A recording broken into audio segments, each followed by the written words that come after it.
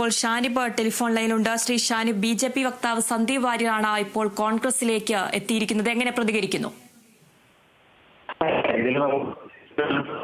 ഇത് വളരെ കാലമായിട്ടുള്ള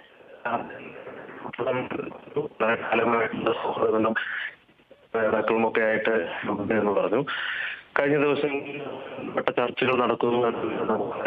അത് ഒരു എലക്ഷൻ അവസാനം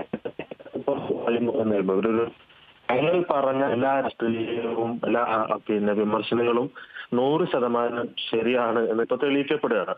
ശ്രീ സന്ദീപ് കോൺഗ്രസ് ഓഫീസിൽ വന്നിരുന്ന് KPCC പ്രസിഡന്റിനെയും പ്രതിപക്ഷ നേതാവിനെയും അപ്പുറത്തും ഇപ്പുറത്തും ഇരുത്തി അവിടെ ഇരുന്ന് പറഞ്ഞ നിലപാടുകൾ, അതായത് അവിടെ പാലക്കാട് നടന്ന ഒരു ഇരട്ട കൊലപാതകവുമായി ബന്ധപ്പെട്ട കാര്യങ്ങൾ, അത്തരം കാര്യങ്ങളൊക്കെ ഇപ്പോൾ അദ്ദേഹം ഉയർത്തുന്ന നിലപാടുകൾ, ഈ കാര്യത്തിലൊക്കെ എന്താണ് ഈ പാലക്കാട്ടെ മതേതര മനസ്സ് എങ്ങനെയാണ് പ്രതികരിക്കാൻ പോകുന്നത് എന്ന് വരും ദിവസങ്ങളിൽ കാണും.